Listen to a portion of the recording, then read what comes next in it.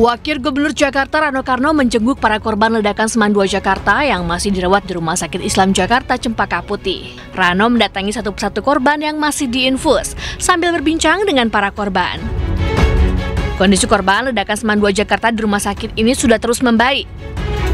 Dari 13 korban yang dirawat, 2 diantaranya masih menjalani perawatan di ruang ICU dan HU akibat luka yang cukup parah.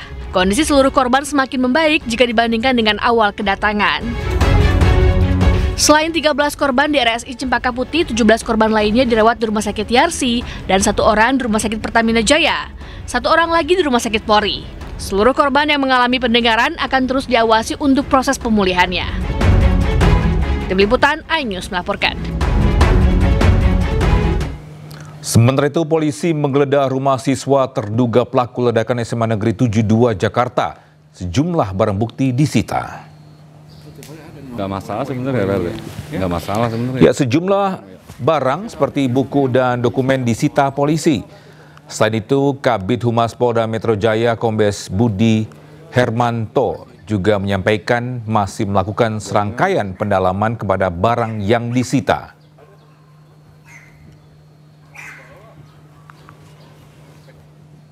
Ya, sementara itu siswa terduga pelaku ledakan di SMA Negeri 72 Jakarta ini telah dipindah dari Rumah Sakit Islam Cempaka Putih ke Rumah Sakit Polri Kramat Jati.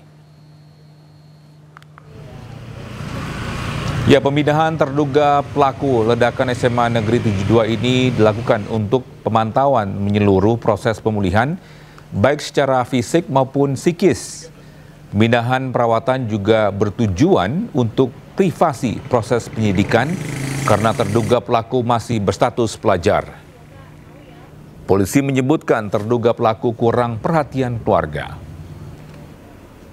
Pasien yang kami pindahkan ke Rumah Sakit Polri tentang penanganan tim terpadu, bukan hanya dari sisi medis bukan hanya karena luka bakar, tetapi dokter bedah juga dipersiapkan.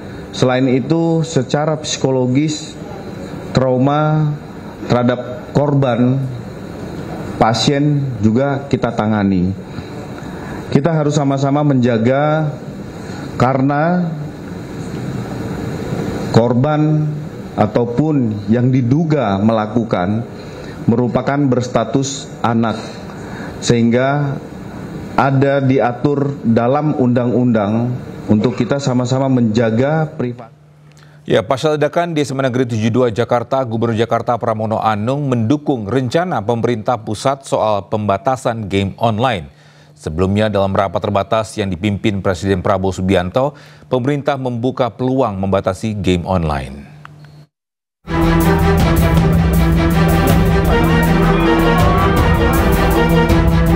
Gubernur Jakarta Pramono Anung mendukung rencana pemerintah pusat soal pembatasan game online pasca ledakan yang terjadi di SMA N72 Jakarta.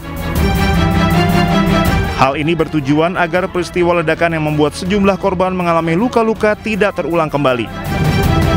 Tentunya pemerintah DKI Jakarta akan memberikan dukungan sepenuhnya apa yang menjadi kebijakan pemerintah untuk mengatasi agar persoalan yang terjadi di SMA 72 tidak terulang kembali. Karena kebetulan pada waktu setelah kejadian saya secara langsung melihat ke lapangan dan juga berdialog dengan para korban, beberapa yang ada di rumah sakit pada waktu itu. Intinya adalah memang ini tidak boleh terulang kembali, sehingga apa yang menjadi kebijakan pemerintah pusat, pemerintah Jakarta akan memberikan support dukungan sepenuhnya. Sebelumnya, Menteri Sekretaris Negara Prasetyo Hadi menyatakan pemerintah mempertimbangkan membatasi game online usai peristiwa ledakan di SMA N72 Jakarta. Prasetyo mengungkap instruksi Presiden Prabowo Subianto untuk membatasi game online. Pembatasan berlaku bagi game online yang di dalamnya mengandung unsur kekerasan. Sesuatu yang dirasa mencurigakan, termasuk beliau tadi menyampaikan bahwa kita masih juga harus berpikir untuk membatasi dan mencoba bagaimana mencari jalan keluar terhadap pengaruh-pengaruh dari game-game online, karena tidak menutup kemungkinan game-game online ini ada beberapa yang di situ ada hal-hal yang kurang baik yang mungkin itu bisa mempengaruhi generasi kita ke depan. Misalnya contoh PUBG gitu, misalnya contoh itu kan di situ juga mungkin kita berpikirnya mungkin ada pembatasan-pembatasan ya, karena di situ kan jenis-jenis senjata juga mudah sekali untuk dipelajari.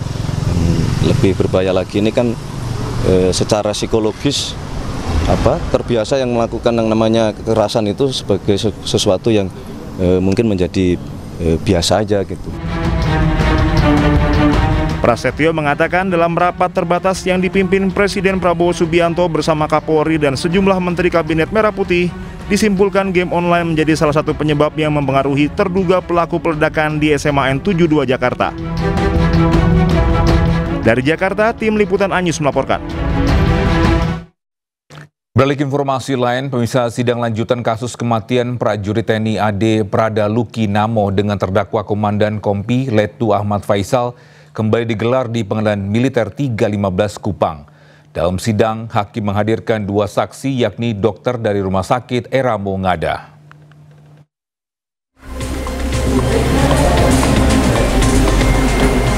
Sidang lanjutan kasus kematian prajurit TNI Prada Luki Namo kembali digelar di Pengadilan Militer 315 Kupang dengan agenda pemeriksaan saksi. Pada sidang kali ini, majelis hakim menghadirkan dua saksi yang terdiri dari tim dokter RSUD Aeramo yakni Dr. Kandida Bikinan Uga dan Dr. Gede Restu Adu Maharta mengikuti secara daring. Pada keterangan saksi dokter, ditemukan adanya luka di sekujur badan korban Prada Luki Namo dan kerusakan organ dalam tubuh korban kemungkinan akibat dari hantaman benda tumpul. Penyebab pastinya tentu dari otopsi untuk tahu secara pasti penyebab kematian. Keterangan para dokter ini tidak dibantah oleh terdakwa sehingga sidang akan kembali dilanjutkan pekan depan. Sidang baru saja dilaksanakan dengan agenda saksi tambahan sebanyak 2 orang, yaitu Dr. Kandida Bibiana Uga selaku dokter umum pada RSUD Aeramo Kabupaten Nagegeo dan Dr. Gede Rasti Adi Maharta SPB selaku dokter spesialis RSUD Aeramo Kabupaten Nagegeo. Kedua saksi tersebut tadi sudah memberikan kesaksian secara elektronik atau aplikasi Zoom. Sidang akan dilanjutkan pada hari Senin tanggal 17 November tahun 2025 dan sidang akan kembali dilanjutkan pekan depan dengan saksi tambahan yang diajukan oleh auditor. Dari Kupang, Nusa Tenggara Timur, Eman Suni, iNews melaporkan. Pemirsa, keluarga Prada Hairul Muhammad Nail, prajurit TNI yang tewas diduga dianiaya seniornya, meminta rumah sakit menunjukkan hasil otopsi korban. Namun pihak rumah sakit menolak memberitahu hasil otopsi kepada keluarga.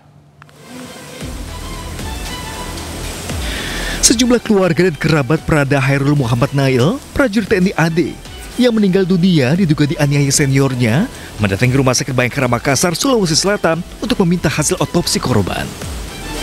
Namun pihak rumah sakit menolaknya. Menurut mereka, hasil otopsi hanya untuk kepentingan hukum, tidak bisa dibuka untuk umum. Hasil otopsi sudah diserahkan ke penyidik Pomdam 14 Hasanuddin. Pihak keluarga pun diminta bersurat resmi.